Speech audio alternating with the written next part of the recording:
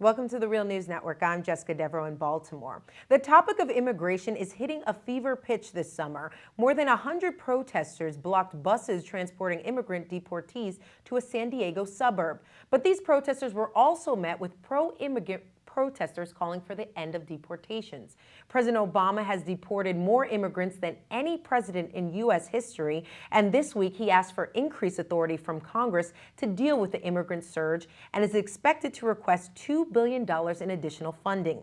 Now joining us to put this all into context is our guest, Todd Miller. He's a journalist based in Tucson, Arizona, covering border issues. He is also the author of the book Border Patrol Nation: Dispatches from the Front Lines of Homeland Security. Thanks for joining us, Todd. Thanks for having me. So, Todd, put this in historical context for us, because from my understanding, we didn't even have a border patrol before the 1920s. Is that right? That is correct. From 1776 till 1924, there was no border patrol. And when it was formed in 1924, it was an agency. It was under the Department of Labor, and it was an agency that was, maybe about 1,000. The growth was slow up through the 40s and 50s and 60s. In the early 1990s, it was still an agency that was almost an afterthought to the U.S. federal government. And there was only 4,000 Border Patrol agents in the early 1990s. What changed in the mid 1990s? All of a sudden, this idea that that's when you really started hearing about the term border security. Of course, the term existed before then, but the idea, in the media, the idea that we needed to have our borders secure, and thus many more agents were hired and concentrated in different urban areas along the border. That's when you started seeing the walls. The kind of 18-foot walls that people are probably familiar with, that they've seen in the U.S.-Mexico borderlands, especially in urban regions. You see all kinds of technologies concentrated in these areas. So all of a sudden, by September 11th, 2001, you have about 8,000 Border Patrol agents. In the post 9/11 era, the kind of expansion that we've seen with Border Patrol is unprecedented, and that's it. It was a part of the department. It went from the Department of Labor to the Department of Justice, but of course, after 9/11, it went to the Department of Homeland Security. And with these changes, departmental changes, you see this massive expansion. It went from the Border Patrol itself went from 8,000 to 15,000 to 20,000 to 23,000. It's 5 times. It grew 5 times the amount it was in the early 1990s. And now it's under Customs and Border Protection. Customs and Border Protection is 60,000 agents. It's a parent agency of Border Patrol. It's 60,000 is a significant number, because that's double the size of the Army of Ecuador, for example. And Customs and Border Protection it's of course a customs agency you see at the different ports of entry, but it also has its own Air Force. Okay, so you mentioned this massive expansion. Who's actually benefiting from this? What's behind this? The expansion. So with this expansion, of course, comes increasingly large budgets. For example, if you look at the fiscal 2012 budget of border enforcement and immigration enforcement, it was $18 billion. And that was more than all other federal law enforcement agencies combined. So, and that includes the DEA, FBI, U.S. Marshals, all these big agencies. So this has become a priority mission for the U.S. federal government. And with all these, and the budgets have only been increasing. So there's been more and more private interests that have been looking at what one magazine, a trade magazine, called a treasure trove.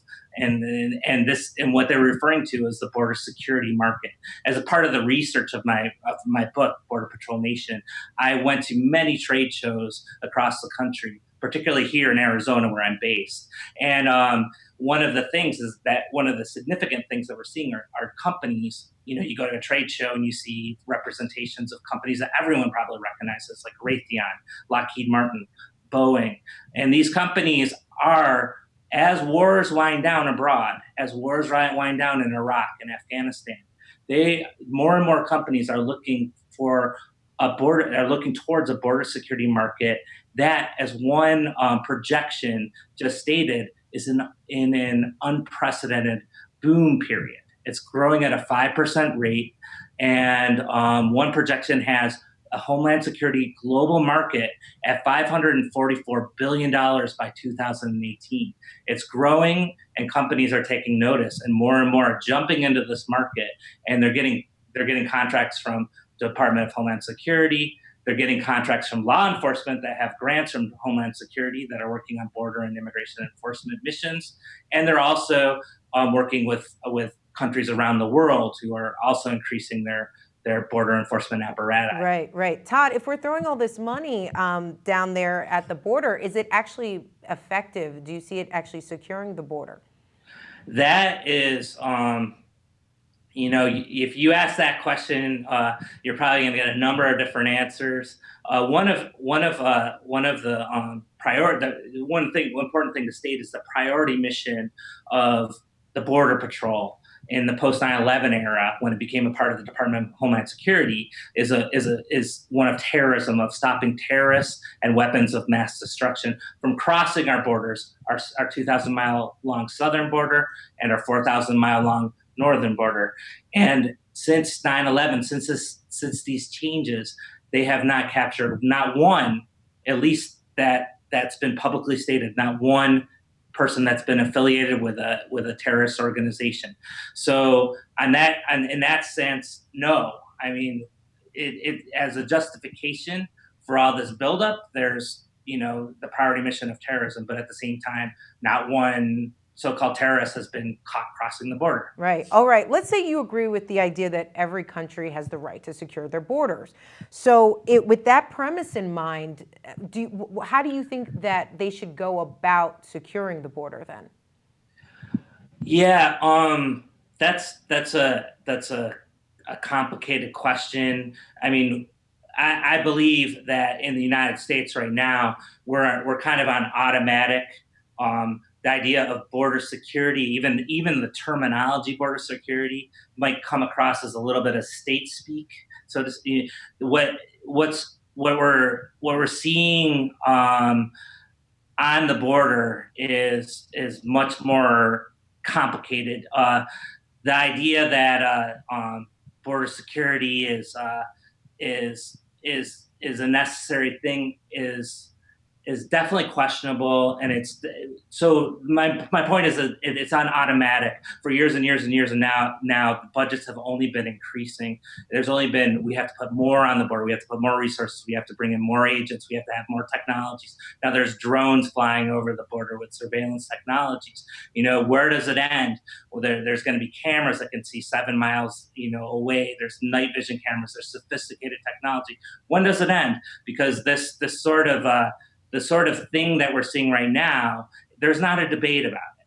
And my argument would be that this, with so much money being spent on Homeland Security and border security, that at the very least, we need to have a much more holistic debate, a nationwide debate that doesn't automatically knee-jerk think that we just have to put more and more resources on. So, Todd, what would be the alternative then?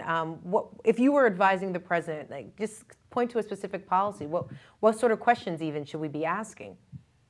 So one question: why is this? Is this a is what it is? For example, if all these billions of dollars that I was just mentioning, as far as a border and immigration enforcement budget, if they're so important, then, and at the same time we're told by the U.S. government that we have to cut other basic services, services such as food stamps, such as housing, such as really basic stuff, education, health, and when you have people, especially when you're looking at the economic recession that hit the country, and there's still effects of that, and when people are losing their homes, if you think about it, a house, a roof over somebody's head, has to be the cornerstone of somebody's security, and yet that's being cut, and at the same time, these budgets for border security, and this idea that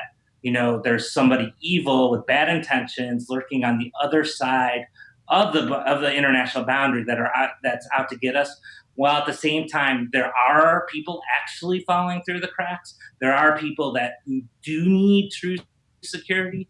Those are the questions that I would raise. I would say, whoa, if we're really looking at the idea of security holistically, then maybe we should, rethink of how we're spending our money in these budgets that we have. All right, Todd Miller, thank you so much for joining us. Thanks for having me.